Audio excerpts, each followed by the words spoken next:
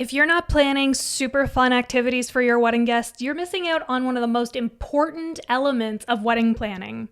Hi, I'm Emily DeClue. I'm the founder of Joy Factor, a wedding and events planning company based in Toronto, serving couples globally. I drop new videos every Thursday, so make sure to hit the subscribe button and ring the bell for notifications so you know when a new video drops, because I love helping people plan their weddings joyfully. Anyway, we're gonna get into it today. So lately, and I mean like the last couple of years, all of my friends have been saying to me, Emily, why are weddings so boring? Like, you just stand there for hours. What's supposed to be a cocktail hour while the bride and groom are getting photos just turns into people standing there staring at each other, waiting for something to happen.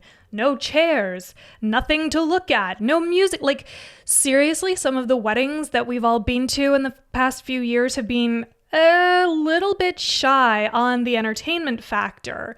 I've even been to weddings where you just kind of have to sit there and wait until the food comes out for like literal hours. Meanwhile, you're starving, especially if you're in the bridal party. You're like, all I ate today was a granola bar because I was helping my friend get into her dress, and you can't have granola bars around a dress. Yes. Ugh. It's unfortunate, but it does happen. So I want to give you a few different ways today to help your guests feel like appreciated and like they're having fun at your wedding and like this is like an actual fun time.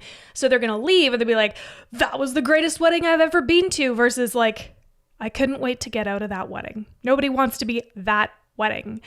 And believe me when I say, I've done many a budget event. I know how to throw a really great party on a budget, so a lot of these options that I'm offering you today are very budget friendly. They just require a little bit of creativity and a little elbow grease on your part, but they are so much fun. Okay, let's get into it. Okay, before I share some of these activities, I want to highlight why I think it's really important to put a lot of work and effort into this. So I'm in a comedy troupe called Big Chick Energy Sketch, and we put on shows all around Toronto. If you're ever looking for a fun date night, please, my friend, come join us.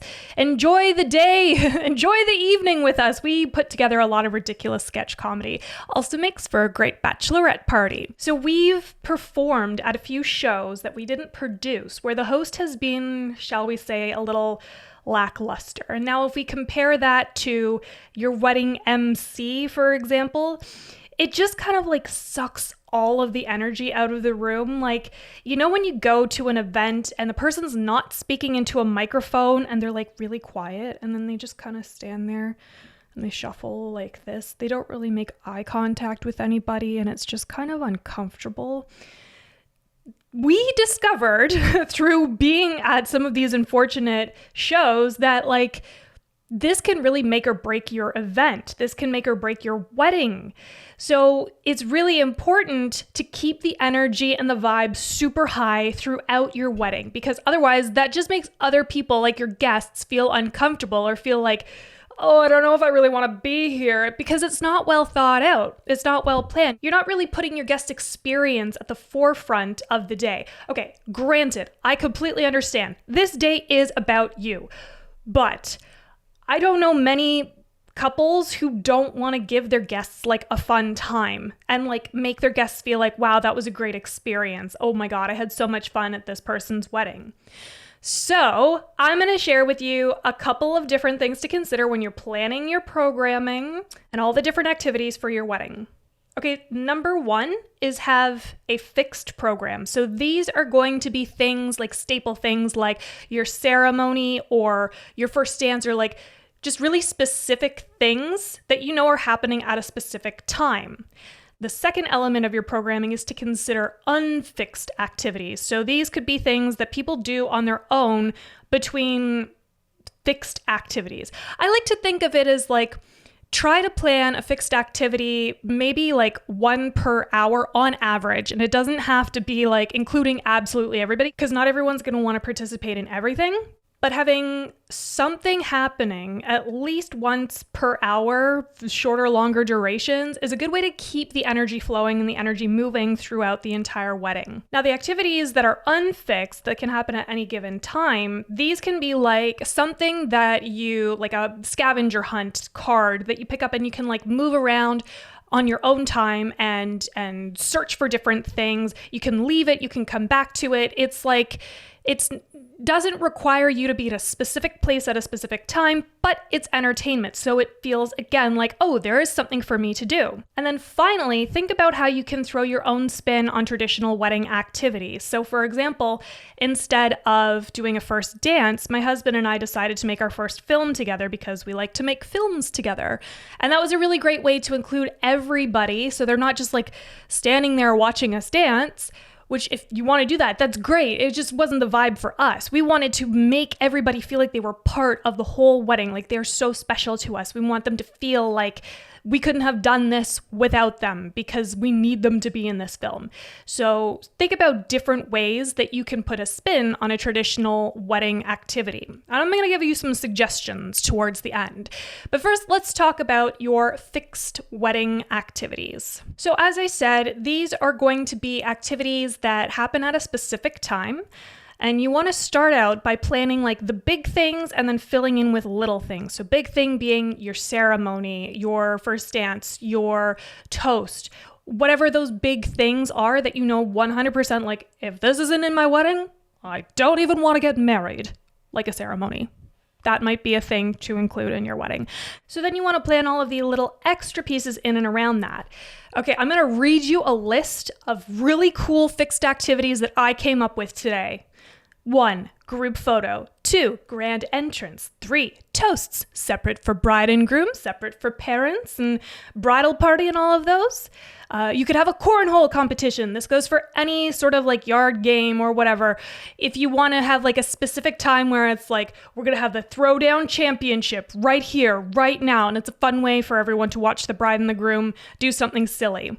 You could do karaoke at a specific time, like maybe later in the evening from 10:30 to 11:30, but it's a specific time. You can have a comedian. You could have a live performance, live entertainers come out. You could do a live band, a drag show, improvisers, dancers, hula hoopers, fire breathers, circus performers. The list goes on and on. There are so many cool live performance things out there that you can tap into. A sketch comedy troupe. You could have a dance-off. Again, it's another great way. It's sort of like the cornhole competition. Like another really great way for everyone to see the couple in love together and enjoying themselves and just being silly and having fun. You could have fireworks. You could have a drone show. You could have kids or perhaps other guests perform a dance routine. You could have a wine tasting guided by a sommelier. You could have a timed escape room. So you could put all your guests in teams of 4 or 6, sort of like maybe if you're not having tables at the party, you could be like, this is your escape room team and you gotta escape the room with these people. That could be fun. You could bring out food at different specific times. So have like a scheduled menu that happens throughout the night. So there's always something new and interesting coming out. You could do a cake cutting, of course, or whatever food of your choice.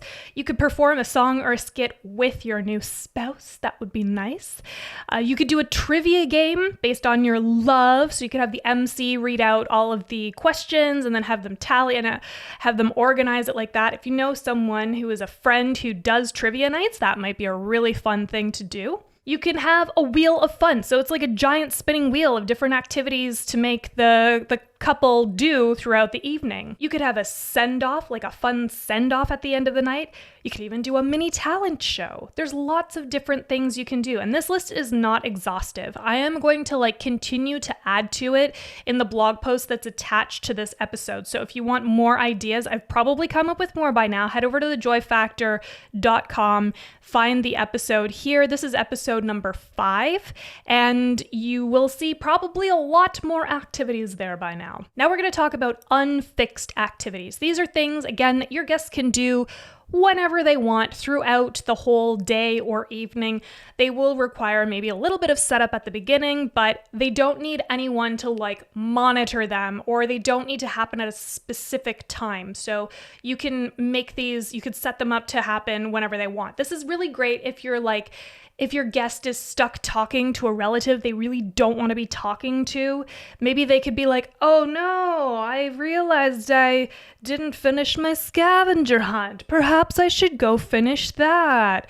It's a great excuse to get out of a weird conversation. And then again, people are leaving at the end and they're like, wow, greatest wedding ever. I wasn't stuck for hours sitting talking to a person that makes me uncomfortable. Okay, here is a current list that I have of unfixed activities, and I will be adding more to this too. Okay. You can do, yes, a scavenger hunt based on your relationship, a photo booth themed to your love. Mine was a gorilla and a skeleton. It's very cute. You could do yard games like giant Jenga or checkers. They seem to be the most popular in the bridal world for some reason, but I'm sure there are more than just giant Jenga or checkers. You can have a magician. You can do a video game truck. You can have arcade games, just like kind of a couple of machines around the venue. You could do retro video games and like set up TVs for all of that stuff. You could do DIY party favors. There's lots of different great ideas on Pinterest for that. So your guests are like actively like doing something together. You can do Mad Libs or wedding bingo. You can do a caricature artist, hire a caricature artist. That also seems to be very popular. And I've never had a caricature done of me, and I would love it if that was an option at a wedding. I would definitely take that. You could do a bouncy castle. Hop in, hop out whenever you want. You could play your favorite films silently with a projector. You could hire actors for a murder mystery game. Hire a poet to compose pieces for each of your guests. You could hire a calligrapher to create one-of-a-kind designs for your guests. You could hire a live wedding painter. I have heard of those. They sound super cool. They just like paint the whole scene of what's going on at your wedding as it's happening. You could do a vintage rotary phone guest book. Those are very popular right now. You could bring in a petting zoo. Because why not? Animals are full of joy and love, and just don't let them chew on your outfit, because that would be sad. You could hire a tarot card reader or a psychic for like 10-minute readings. People can just pop in whenever they want. You could do a group painting, so all the guests join in and like add little elements to the painting altogether. You could do ring toss. You could have a kids' activity station, like coloring and Legos and board games. I'm sure the grown-ups would want to get in on the board games too, let's be real. You could have a milkshake or ice cream bar. Like there's lots of different things you could do with your food stations to make it kind of DIY, like build your own s'mores or build your own mimosa. Mine would be pretty heavy on the champagne side, but that's because I like a little sparkly bubbly. It's lovely. Okay, finally, we're going to talk about how to put your own spin on traditional wedding activities. Someone in your family might insist on specific things, like having posed photos of everyone who's attended your wedding. In my case, that might have been me insisting that everyone stand up there with me and get their photos taken. But is there a way, if you don't necessarily want to do it the traditional way, that you could put your own fun spin on it? Like maybe people want to watch you do your first dance, but like I said, my husband and I, we did our first film instead of our first dance. Everyone still got to watch us do something nice together, but it wasn't like a pressure that we were feeling like, I don't really want to do this. This is going to make me uncomfortable. So now we're going to talk about a couple of different ways that you could put your own spin on traditional things. I've put together a list, of course, and I will be updating it here and there as I think of new fun things. Okay, the first one is dancing. Everybody has like a hate on for dancing, which is fine. I didn't have any dancing at my wedding except for one person. Anyway, so what are different things that you and your fiance like to do together? Is it rock climbing? Do you want everyone to do rock climbing together? Like, I mean, that's kind of off the wall, or I should say on the wall. But is there a fun activity that you and your fiance like to do together that you could incorporate as your first time doing the thing? But make sure when you're thinking of this activity, see if you can picture it with a lot of people doing it together in a relatively short amount of time, like 10 to 15 minutes maximum. Cake cutting. If you're not the cake type, that is not me. I love cake. I love cake so much. I wish I could be eating cake right now. But if you're not the cake type, is there something else that you could cut into like ceremoniously, like maybe a slice of pizza? Or could you split a milkshake together, your first milkshake together, or some other dessert, something that's just kind of romantic and nice that people will love for a photo op? And again, remember, this is like if people are insisting that you do something like this, like how can you put your own spin on it so that you feel comfortable with it on the day? Okay, a bouquet toss or a garter toss. Is there something ceremonial you could toss into your group of people? It sounds a little bit crazy when you think about it like that, but it's sort of the tradition and the ceremony and all of that. It's sort of like a passing of the torch. So is there some way for you to pass the torch on to the next generation perhaps, or the next people who might be getting married, something sort of like that. Like maybe you throw a dog toy into a dog pit Dogs don't hang out in pits, Emily. They hang out at home. I'm thinking about what you could toss, and the first thing that comes to mind is a dog toy. Or maybe you're very sporty and you could have like a basketball throw or something like that, where see who can catch the basketball if you're throwing it backwards.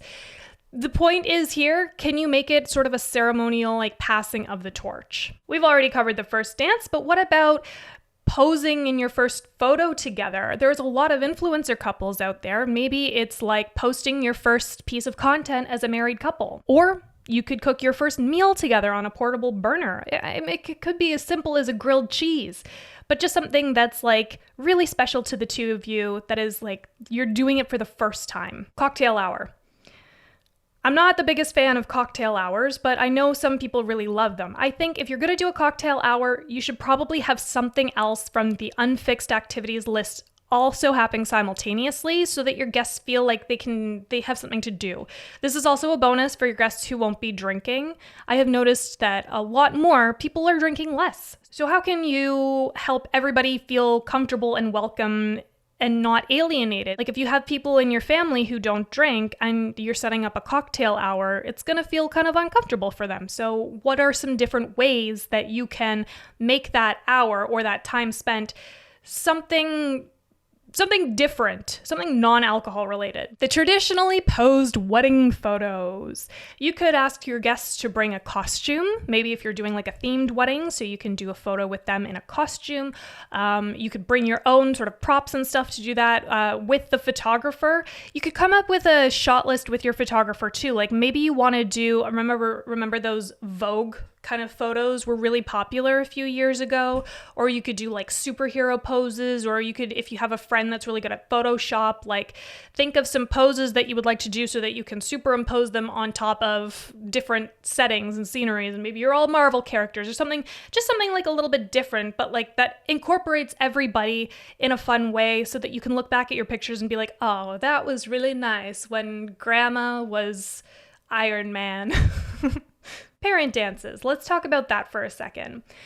If you don't feel comfortable dancing, or maybe your parent doesn't feel comfortable dancing, is there some sort of activity that you used to do together when you were a kid that you could do in front of everybody? Like, for example, my family's very musical. We could have performed a song. That would have been something fun to do. You could also like involve your siblings with this, like make it sort of a family unit kind of an idea, so that it feels really special, because that's what this specific activity is about, right? The parent dances. It's about making your family feel special and acknowledged at your weddings. So what are some special activities that you used to do when you were a kid that you could incorporate instead of doing a dance? For your grand entrance, instead of just plain old walking in, you could do a choreographed dance, you could do a skit, you could play music, you could show off your special talents. Or what about guest hosts and speeches? They don't necessarily have to be like the old traditional, like, I am saying words, these are the words coming out of my mouth, it is heartfelt, it is nice, and now it is over. Why don't you give them an opportunity to show off their special skills? My husband's nieces did a dance, and that was really cool. You could have like a mini talent show going, and there's your entertainment. Very budget friendly. For guest books, there's so many different options. Like there's a cajillion on Pinterest. You could do a globe. You could do Polaroid photos. You could do what I mentioned earlier. It's the rotary phone recording of, hey, this is your guest and I'm here to say hi. This is my guest book entry. Lots of different options for your guest book. The point is to just make it as unique to you as you can. Clinking glasses. A lot of people have just vetoed this outright, and that makes sense to me. I had plastic cups at my wedding, so it didn't happen. But if this does happen at your wedding, you could, instead of kissing, you could strike a cool move, like a power couple move together, or you could have a sword fight, just something that resonates with you as a couple if you don't feel comfortable kissing every time someone clinks their glasses. For your send-off, you could do lots of different options. You could send your guests off instead of you. Just be like, get out of here, go on, we're done with you, bye-bye. Or you could all make a wish together at the end of the night. Lots of different options there too. to. There's so many different ways that you can have fun and plan different activities at your wedding. And especially with people's attention spans not being what they used to be, having lots of different options for people is so much fun. And then they're going to leave and be like, whoa, that was the greatest wedding ever. And then they're going to ask you to plan their weddings, and it's just going to spiral and it's going to be wonderful. If you need help coming up with some different activities for your wedding, drop a comment below or send me an email at emily@joyfactorweddings.com. And I'm more than happy to help you brainstorm a few different ways that you can put a twist on old wedding traditions or maybe come up with something entirely new for your wedding. If you found this episode useful, I would be so grateful if you subscribe. Drop a comment below or shoot me an email at emily@joyfactorweddings.com if you need any help planning your wedding, and I am so happy to help you with that. I'll be back next Thursday with another wedding planning video, so until then, keep it joyful.